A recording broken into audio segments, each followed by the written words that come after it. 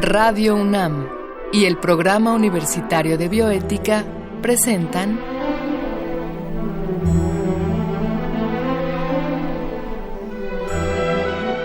El Árbol de las Ideas. Arte, ciencia y filosofía para la vida. Con Paulina Rivero Weber.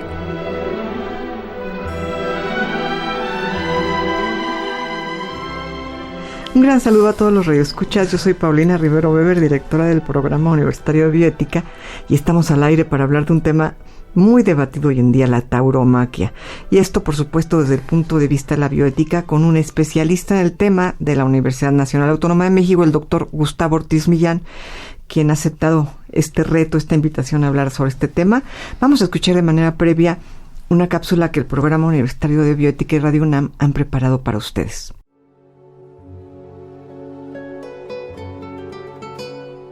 El toro pasa horas en completa oscuridad.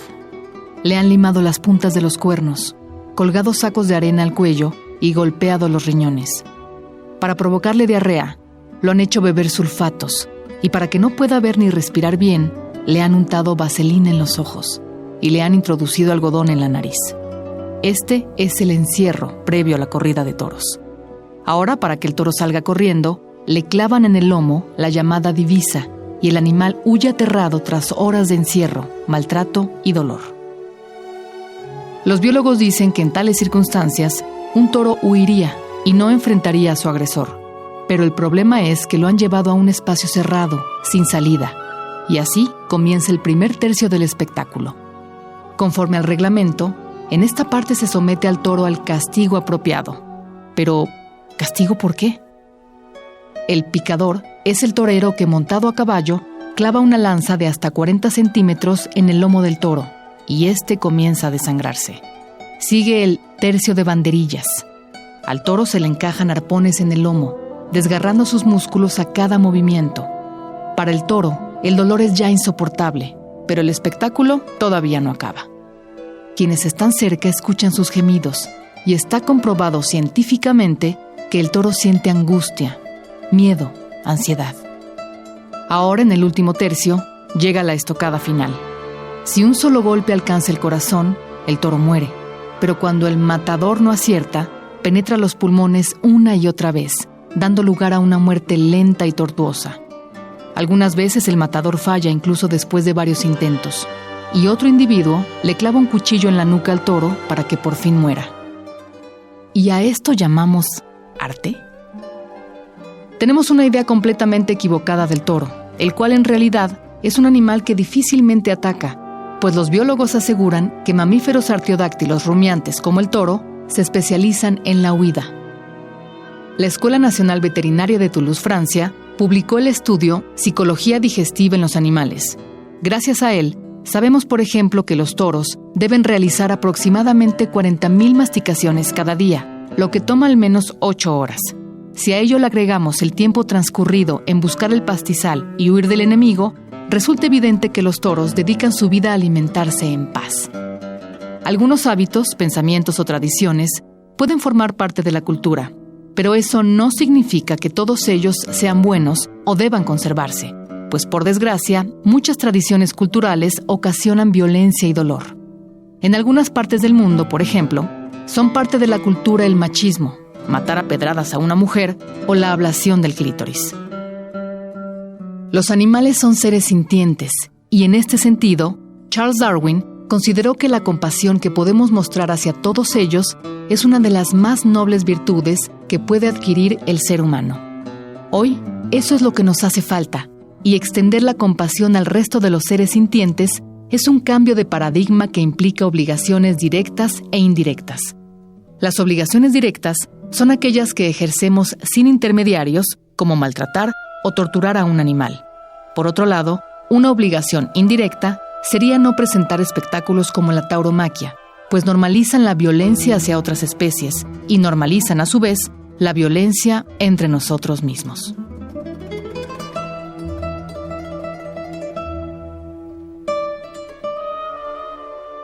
Les decía yo que estamos con el doctor Gustavo Ortiz Millán, un destacado investigador de nuestra máxima casa de estudios, y él pues es especialista en ética, es especialista en bioética y tiene un gran escrito sobre tauromaquia, en el cual de hecho es una respuesta filosófica muy argumentada al filósofo Sabater, Fernando Sabater, y pues está aquí con nosotros. Gustavo, gracias por haber aceptado la invitación que te hicimos en algún programa pasado para hablar sobre este tema. Al contrario, muchas gracias, Paulina. Yo quisiera comenzar porque nos recordaras cómo se llama este texto tuyo sobre la tauromaquia.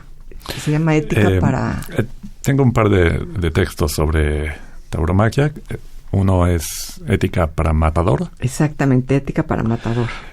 Que lo pueden encontrar en la red. Yo lo he puesto a disposición en mi página de academia.edu, y hace un par de años salió también un texto que se llama De toros, perros y peleas.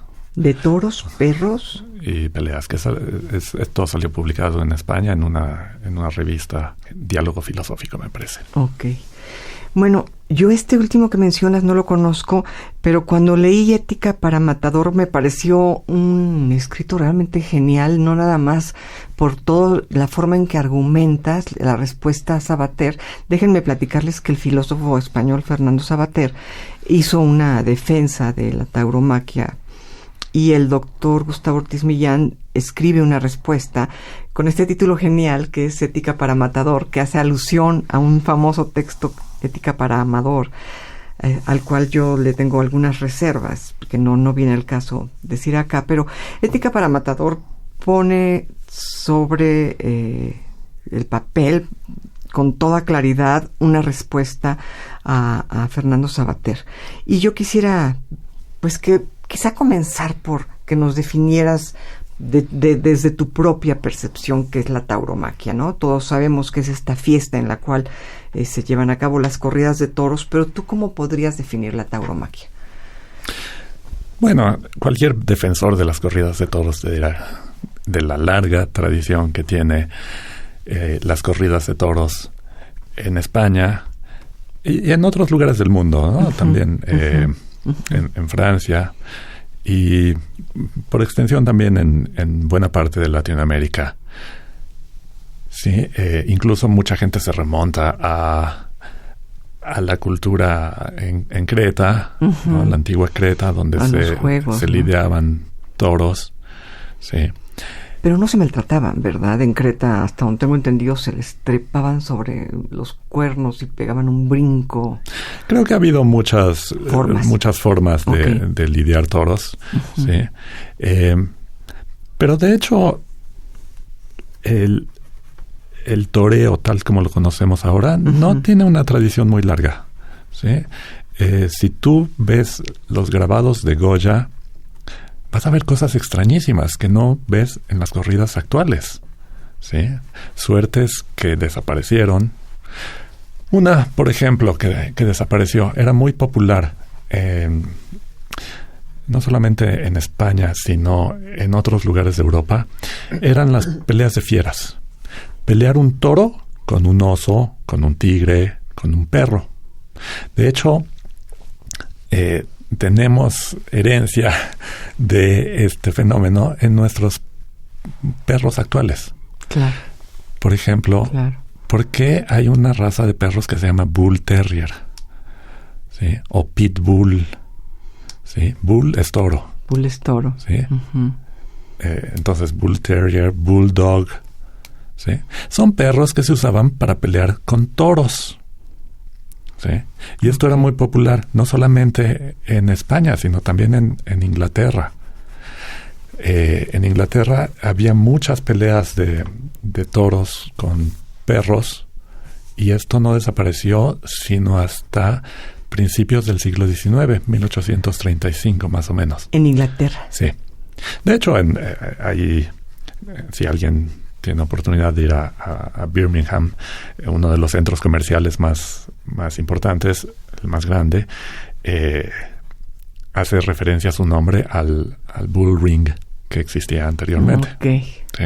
Okay. O sea, los centros comerciales han aprovechado esto, han aprovechado los espacios de lo que eran plazas de toros, y en lugares donde se han ido prohibiendo, porque la prohibición ha ido avanzando. En Inglaterra se prohibió en 1835. Digamos que fue el primer lugar en el que se prohibió el uso de toros en espectáculos sangrientos. No sé si el primero, pero en Europa, en muchos lugares se fue prohibiendo, sí, este tipo de espectáculos de peleas de fieras, sí. Lo que pasa es que muchas veces era difícil conseguir un tigre o conseguir un oso para pelearlo con un toro. ¿Sí? Entonces, lo más común era o bien que se pelearan perros con toros, o bien que hubiera un torero que lidiara directamente al toro. ¿Sí? Ahora, lo que a mí me llama la atención de muchos defensores de la tauromaquia es el poco conocimiento que tienen de su propia afición. Claro, ¿sí? De la tradición que tanto defienden, ¿no? Sí, y sería bueno que leyeran realmente lo que se considera que es la Biblia del toreo, que es el Cosío. ¿El qué, perdón? El Cosío, así se llama por José María Cosío, un escritor español que, comisionado por José Ortega y Gasset, que era un gran aficionado a los toros, le encarga que escriba un libro que resuma todo lo que tiene que ver con el toreo. Y son, en la edición que yo conozco, son 4 tomos muy gruesos que hablan de la historia del toreo, de todas las suertes que hay, bueno, de quiénes son los toreros famosos hasta ese momento, etcétera, ¿sí? Entonces, esto es una recomendación a los taurófilos. Lean el Cosío y se van a dar cuenta de cómo ha ido cambiando esta tradición y cómo, entre otras cosas, se ha ido prohibiendo en distintos países. No fue en Inglaterra donde primero se prohibió. De hecho, la prohibición, por lo menos en Latinoamérica, es anterior. ¿Ah, sí? Sí, en lugares como Argentina, como Chile, Uruguay, se fue prohibiendo el toreo inmediatamente después de la independencia, ¿sí? Porque además se veía como un espectáculo muy vinculado a la metrópoli, ¿sí? Claro. Entonces se fue prohibiendo progresivamente y la prohibición sigue, pues. Ahora hemos visto en algunos países se ha votado, como el caso de Ecuador, en que se votó esto, o en el caso de ciudades, como algunas ciudades en Colombia, donde se ha prohibido, o en México, hemos visto ya por lo menos 3 estados donde se ha prohibido completamente el toreo, que son Guerrero, Sonora y Coahuila. Ahora, Gustavo, me queda claro, pues, esto que nos dices, pero a mí me gustaría que tú nos hablaras de tu postura. ¿Por qué te opones tú a la tauromaquia? Exactamente, Gustavo Ortiz Millán, ¿qué le diría a un taurófilo? Que lo dices, pues, en estos escritos, ¿no? Tú paso a paso demuestras, por ejemplo, que ante la defensa de que se trata de una tradición, tú dices, bueno, no cualquier tradición, por ser tradición, tiene que ser defendible. Hay tradiciones horribles que han pasado a la historia, ¿no? Pero ¿desde dónde tú defenderías tu oposición a la tauromaquia? Mira, mi posición no es muy diferente de la posición tradicional de la gente que se opone a la tauromaquia. Me parece que esto es una barbarie. Claro. Porque creo que no tenemos derecho a hacerle esto a los animales, a matarlos de esa forma. Por la misma razón, por cierto, me opongo a que usemos los animales también en la producción de alimentos. Claro. O a las peleas de perros, o a las peleas de gallos. Sí, yo creo que no no tenemos derecho de maltratar, de tratar cruelmente o de hacer que sufran innecesariamente los animales, que vivan en paz. Claro. Sí. Yo creo que tienen derecho a la vida, a la libertad, ¿sí? A desarrollar su vida en las condiciones más naturales posibles. Y yo creo que lo peor que les ha pasado en la historia a los animales es que haya aparecido una especie, ¿sí?, que se ha atribuido el derecho de poderlos esclavizar. Esclavizar, ¿sí? Claro. Y de usarlos para su simple entretenimiento. Sí, ¿sí? Sí. No los puedes tratar como sea, no son cosas, ¿no? No puedes ser cruel con un animal nada más porque sí, ¿sí? O porque me quiero divertir. Lo voy a matar clavándole espadas y cuchillos o lo que sea. ¿no? Sí. Hay restricciones, ¿sí? Y esa es una. Entonces, si tienen valor moral, entonces lo tienen, sí, y lo tienen todos los animales, ¿sí? Ya sea porque, digamos, tienen conciencia o donde lo que sea que sea tu base para atribuir valor moral, entonces, bueno, lo tienen todos. Porque cuando se habla de maltrato animal, la gente dice, ay, sí, pobres perros, pobres gatos, la gente los maltrata. Sí, perros y gatos son como los animales que tenemos más presentes porque son con los que convivimos. Pero hay otros que no vemos, o que vemos tal vez porque vas al supermercado y te encuentras ahí la chuleta. Sí, esa es nuestra relación con los animales, para mucha gente. Pero, ¿cuál sería la diferencia entre, por un lado, perros y gatos, animales de compañía, y por otro lado, cerdos, pollos, vacas, toros? En términos morales, no hay ninguna. No hay ninguna. Todos son iguales ante la moralidad. Claro. Todos tienen el mismo valor porque la base para atribuirles valor moral es la misma. Claro. Todos tienen conciencia. Todos son capaces de sufrir. Claro. Entonces, deberíamos de tratar a los toros con el mismo respeto. Tenemos las mismas obligaciones hacia ellos que las que tenemos con los perros. ¿Sí? A los taurómacos les molesta mucho que se compare su espectáculo con las peleas de perros. ¿Ah, sí? ¿Por qué les molesta? ¿Cuál es la...? En ambos se maltrata un animal, y además, creo que si tú hablas con cualquier taurómaco, te dirá, sí, yo también estoy en contra del sufrimiento animal. En eso estamos juntos. Pero la cosa es que ellos no piensan que la corrida de toros, ellos piensan que la corrida de toros se justifica por otras razones.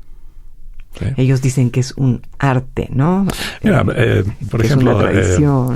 Mario Vargas Llosa, que es otro defensor de las corridas de toros, ha dicho, bueno, mira, nadie puede ser tan necio, tan tonto, que no se dé cuenta de que en una corrida de toros el toro sufre, ¿sí?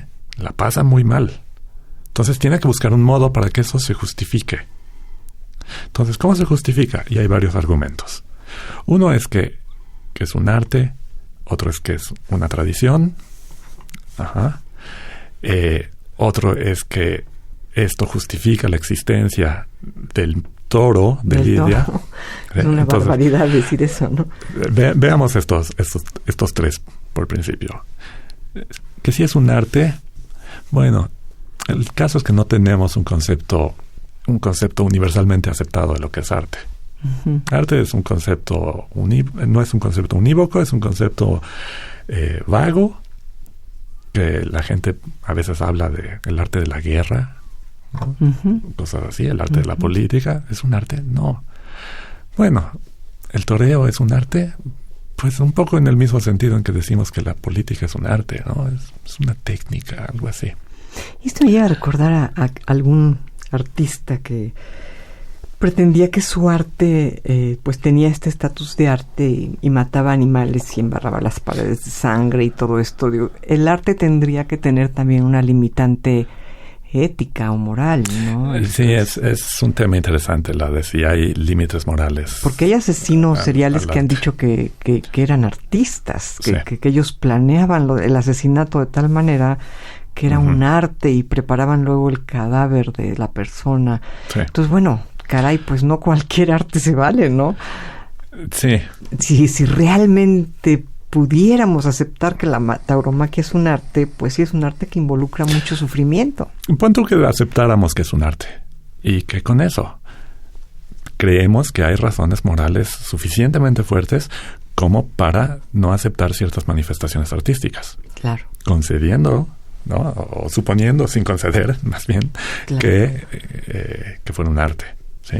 Se dice, es parte de la cultura, es parte de nuestras tradiciones. Si perdemos nuestras tradiciones, dejamos de ser quienes somos. Pero, ¿es cierto eso? Efectivamente, no sé, los catalanes, se prohibió las corridas de toros, se prohibieron hace unos años en Cataluña. En Cataluña, sí. ¿Dejaron de ser menos catalanes? Me parece que al contrario, ¿no? Ellos van a decir, no, ahora somos más, ¿no? Porque nos diferenciamos de los españoles, del resto. Sí. No, y si hubiera un arte que involucrara el sufrimiento humano, me parece que también tendría que prohibirse ese arte. Claro. ¿No? Muchas veces se dice, bueno, pero esto también está justificado porque ha dado lugar a muchas manifestaciones artísticas, ¿no? Piensa en los poemas de García Lorca, ¿sí? En las novelas de Blasco Ibáñez, en las novelas de Hemingway acerca del toreo, en la música tienes la ópera Carmen de Georges Bizet, ¿no? Entonces, ¿qué va a pasar con todo eso?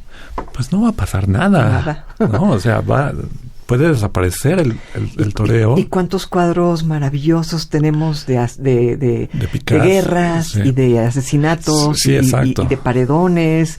Y no por eso quedan justificados moralmente ni las guerras ni los asesinatos, ¿no? Claro. Es mezclar como peras con entonces es un mal argumento, no se sigue. No se sostiene. ¿No? También se dice, va a desaparecer la especie de los toros de Lidia. Y en primer lugar, no es ni una especie, ni es una raza. Sí. O sea, si desaparecen las corridas de toros, va a seguir habiendo vacas y toros. Sí, pero el problema es que nunca se ha podido especificar a partir de los caracteres psicológicos o conductuales o de conformación anatómica una raza de Lidia. No existe. Claro. Por eso en las corridas de toros no se pide que los toros sean de esta supuesta raza de toros de Lidia, sino que vengan de ganaderías que producen toros para la lidia. Claro, sí. Es un argumento con premisas completamente erróneas. No están ahí para matarlos y divertirnos. Es un argumento muy tramposo, porque da por supuesto que a los taurómacos no les interesa el toro en realidad. Claro. O sea, si desaparece el espectáculo, dan por supuesto que va a desaparecer esta supuesta raza de toros, ¿no? Pero no les interesa la raza en sí, sino el espectáculo. Y no les interesan los toros, porque hay muchas variedades de toros que están en vías de extinción en España y en el mundo, y nadie hace nada. Okay. Hay variedades de toros que están en extinción, sí, en España y en el mundo. Sí. Entonces, si lo que les preocupa es el toro, bueno, preocúpense por estos toros que están en vías de extinción. ¿Sí? Entonces, es un argumento tramposo.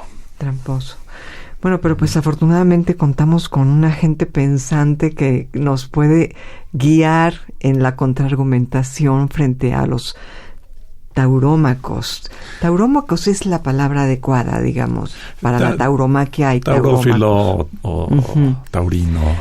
Ahora, no se nos acaba el tiempo, pero yo tengo mucha curiosidad de ver qué opinas sobre algo.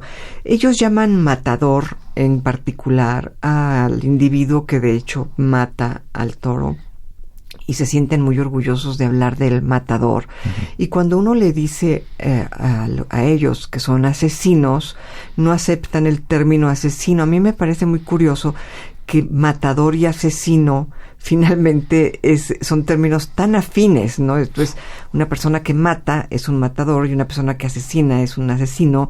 Entonces, ¿por qué se sienten muy orgullosos del término matador y no se sienten muy enojados cuando les decimos que matan y son asesinos? Esto me parece completamente bueno, ridículo. Porque creo yo, mi explicación es que usamos asesino sobre todo para referirse a quien mata a una persona. Ok. Sí. Ahora, el término persona es un término bastante vago. No hay una sola definición de qué es una persona. Hay muchas teorías diferentes en filosofía acerca de qué es una persona. Pero si tú analizas todas las definiciones de lo que es una persona, muy probablemente van a entrar en todas ellas los animales. Claro. ¿Sí? Que es la base para atribuirles derechos. Pero mira, esto es como tan controversial que digas, ay, ¿cómo va a ser una persona? ¿Cómo el toro va a ser una persona? ¿Cómo el perro es una persona? Bueno, si somos consistentes en nuestro uso, ¿sí?, vamos a ver que sí, son personas. Claro. Pero dado que es algo que me parece a mí que no es estrictamente necesario para la atribución de derechos a los animales, podríamos ahorrarnos ese paso y decir simplemente, sí, mira, sobre las mismas bases que atribuimos derechos a los seres humanos, se las podemos atribuir a los animales. Claro. ¿Sí? Los animales y el toro en particular tiene derechos, ¿sí? Y mira, cuando hablamos de atribuir derechos a los animales, no estamos hablando de derechos políticos o sociales o el derecho al voto, qué sé yo. No. Dependiendo de la especie atribuyes también derechos, ¿sí? ¿Y cuáles son los más básicos que les podemos atribuir? Pues la vida y la libertad. Claro. Entonces me parece que hay una grave violación a los derechos de estos individuos, de los animales, en los casos de la corrida de toros. Y que si fuéramos consistentes, también deberíamos de ver cómo en otros muchos ámbitos hay graves violaciones y deberíamos de empezar a tratarlos con más respeto y como seres que tienen un valor moral. Gustavo, pues cada vez que te tenemos en un programa te invitamos al próximo, pero es que la plática da para mucho. Yo por lo pronto pues te agradezco mucho que hayas estado acá. Al contrario, acá. muchas gracias. Muchas gracias. Gracias, como siempre, a Marco Lubián en la producción y en controles técnicos a Susana Trejo. Y escuchamos la voz de Gisela Ramírez, en cuya cápsula contó con la adaptación de Andrea González a texto original de Diego Dioniso Hernández. Se despide de ustedes su servidora, Paulina Rivero Weber.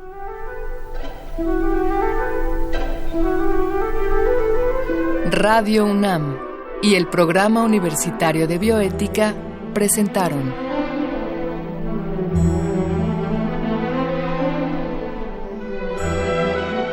El Árbol de las Ideas. Arte, ciencia y filosofía para la vida. Con Paulina Rivero Weber.